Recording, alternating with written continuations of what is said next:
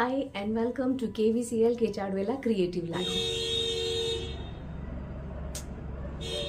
एक वीडियो बनाने में ना बहुत मेहनत लगती है। पीछे से ये जो आवाजें आती है ना, कभी कभी बड़ा टेंशन देती हैं भाई।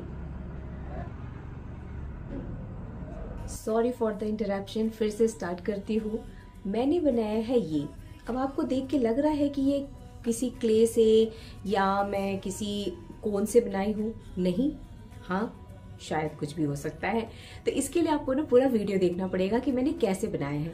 और इसी तरह से मैं छोटी छोटी चीज़ें मैं एक्सपेरिमेंट मैं करती रहती हूँ अपने मतलब डिज़ाइन, अपनी पेंटिंग, अपने किसी भी चीज़ों के साथ। कोई पेंटिंग कर रही हूँ तो उसमें कुछ नया देना है, कुछ उससे हट के बनाना है, कुछ ट्विस्ट देना है, तो कैसे करती हूँ। एक और दिखाती हूँ आपको।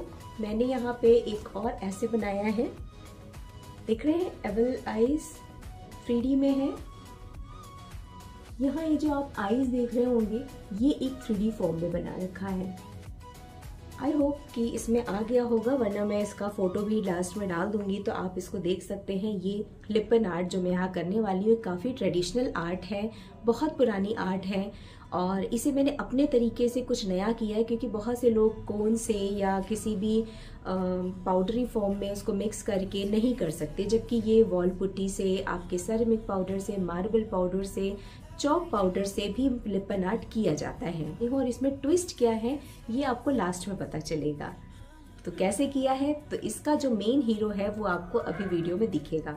तो ज़्यादा बोलने से अच्छा है कि मैं करके दिखाऊं। तो चलिए लेट्स स्टार्ट द वीडियो। यहाँ मैंने 18x24 का ये MDF बोर्ड लिया है और इस पे मैंने एक कोट इमल्शन लगा रखा है। अभी आगे आपको दिखा दूंगी। फिर जो भी डिज़ाइन मुझे ड्रॉ करनी थी उसे मैंने ड्रॉ कर लिया है, मिरर्स वगैरह रख के सेट कर लिया है और उसी के अकॉर्डिंग लाइनिंग्स वगैरह खींचा है कि जितने बड़े मिरर्स लगाने हैं उसके हिसाब से। आगे चल के मिरर थोड़े आगे पीछे हो भी जाएंगे। अब हमारा आता है मेन हीरो, यानी कि मैक्रमे का ये धागा। बहुत अच्छी मतलब क्वालिटी का है और इसी से मैं सारा लिपन आर्ट आज करने वाली हूँ। और ये कोई भी कर सकता है, इसमें कोई बहुत मेहनत वाला नहीं काम है। फेविकॉल लगाइए और पेस्टिंग करते जाइए अपने डिज़ाइनिंग पे। एक आइडिया और बताती हूँ, अगर मैक्रमे का लच्छी या धागा नहीं मिलता है तो मार्केट में नाड़ा मिलता है। कॉटन की बहुत बड़ी लच्छी होती है, बहुत ही सस्ते में मिलता है।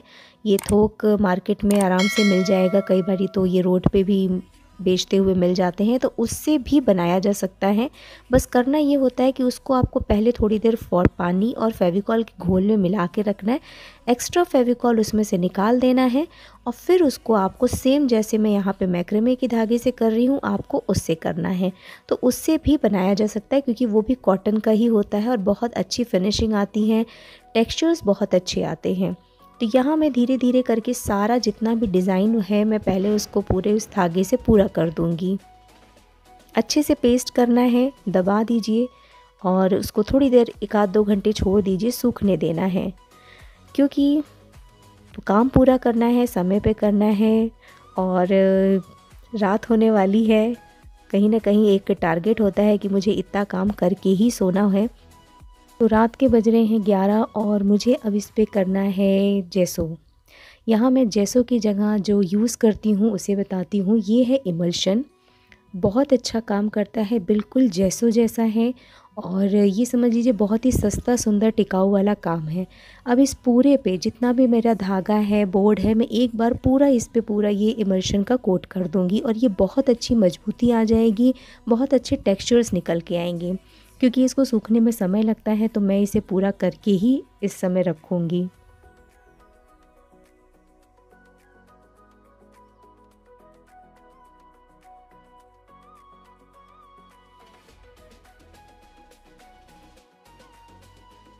अब ये पूरी तरह से सूख चुका है, बहुत अच्छे मजबूती के साथ। अब इस पे मुझे जो भी काम करना है मैं वो करने वाली हूँ।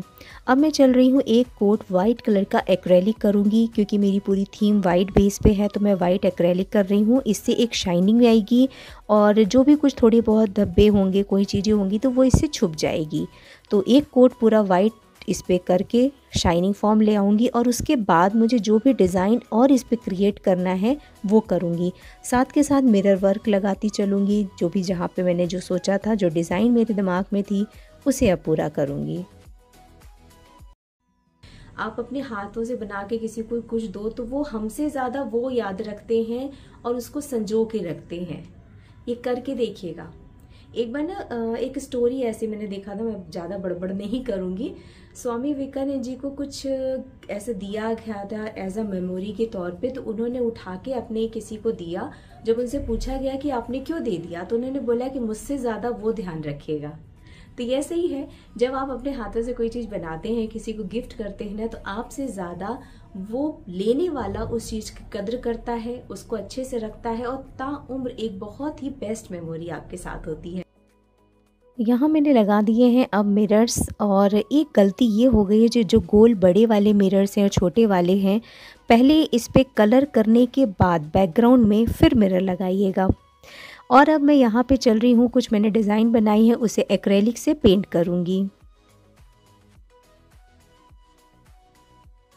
मैं एक बात और ज़रूर कहना चाहूँगी कि मेरे पास कोई ऐसी डिग्री नहीं है, क्योंकि मुझे कुछ ऐसे कमेंट्स भी मिले कि अरे आप तो ड्राइंग, क्राफ्ट और DIYs कर लेती हैं, तो आप तो कुछ भी बना सकती हैं। तो ऐसा नहीं है, प्रैक्टिस करती रहती हूँ, कुछ ना कुछ नया करती रहती हूँ, एक्सपेरिमेंट्स करती रहती हूँ, तो परफेक्शन धीरे धीरे आ ही जाता है। लेकिन हाँ, मैं पूरी तरह से अपने आप को कभी भी परफेक्ट नहीं मानती, क्योंकि पेंटिंग एक समुद्र की तरह अथाह है जिसका कोई एंड नहीं है, कोई मैजिक नहीं है हाथ में। करती हूँ, बनाती रहती हूँ, सीख रही हूँ, सीखती रहूँगी। तो बस अपने शौक को मैं समय देती था, और मैं DIYs या पेंटिंग क्राफ्ट तब से कर रही हूँ जब YouTube का कहीं कोई नामो निशान भी नहीं था। अब कभी कोई चीज़ें देख लेती हूँ तो लगता है अच्छा ये वायरल है, हम लोग बहुत पहले ही बना चुके होते हैं, अच्छा ये YouTube पे आ रहा है, हम तो ऐਵੇਂ ही बना लेते थे। तो ऐसी बहुत सी चीज़ें हैं कि अब लगता है कि अच्छा ये सब चीज़ें अब वायरल चलती हैं। तो वही कह रहे हैं, यूट्यूब का तब टाइम जमाना भी नहीं था जब हम लोग ये चीज़ें बनाते थे, तो बहुत टाइम पहले बहुत कुछ चीज़ें हो भी चुकी हैं, अब वो चीज़ें ट्रेंड में भी आती हैं। तो यार बस वही कहना चाहती हूँ कि अपने शौक़ को बस समय देती हूँ। तो शौक़ वो कहते हैं ना, कभी मरता नहीं है, ताउम्र चलता रहता है। तो बस यही था, छोटा सा एक बात आप लोगों से कहनी थी, शेयर करना चाहती थी। अब आता है उस ट्विस्ट की बारी, यानी जो मैंने आप लोगों से कहा था कि इसमें एक ट्विस्ट करूंगी, तो वो ट्विस्ट है यहाँ पे शंख को मैं रेज़न से फिल कर रही हूँ। रेज़न का कलर आता है वाइट कलर में, शाइनिंग में आता है, उसको फिल कर दिया है तो वो एक डोम की तरह भर जाता है, बन जाता है। तो जैसे लगता है कि कोई ओरिजिनल शंख यहाँ पे लगा हुआ है। अगर रेज़न नहीं है तो आप पूरे पेंटिंग को वार्निश कर दीजिए, दैट्स इट। अब देखते हैं इसका फाइनल लुक। अब ये बनके पूरी तरह से रेडी है।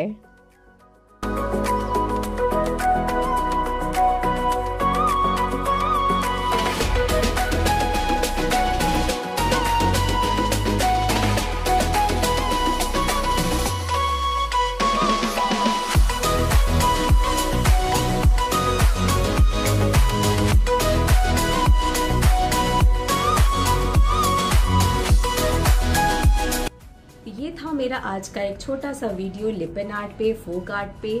फोक आर्ट धीरे धीरे कहीं ना कहीं बहुत लुप्त हो रही है हमारी इंडिया की, तो ये छोटी छोटी सी पहल है, छोटी छोटी सी कोशिशें हैं जो हम जैसे यूट्यूबर्स, बहुत से ऐसे लोग हैं जो फोक आर्ट को प्रमोट कर रहे हैं।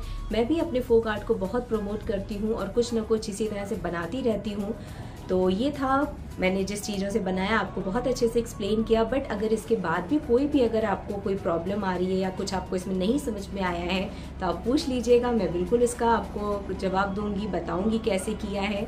और इसमें जो ट्विस्ट दिया था रेज़न आर्ट का, वो चाहे तो आप स्किप भी कर सकते हैं, क्योंकि रेज़न जिसके पास है वो कर सकता है, जिसके पास नहीं है तो कोई बात नहीं, आप उसमें केवल वार्निश करके उसको पूरा वार्निश कर दीजिए और अच्छा सा फ्रेम करा दीजिए। क्योंकि अभी मैं इसको फ्रेम कराऊंगी, तो फ्रेम अभी बाकी है, तो वो चीज़ कराने के बाद और अच्छा निखर के आएगा। तो आशा करती हूँ कि आप लोगों को आज का ये वीडियो अच्छा लगा होगा। अगर अच्छा लगा है और थोड़ी सी मेरी मेहनत के लिए ही सही, आप लाइक करिएगा, नए हैं तो सब्सक्राइब करिएगा, और अच्छा लग रहा है तो कमेंट करते रहिएगा। Take care and bye bye.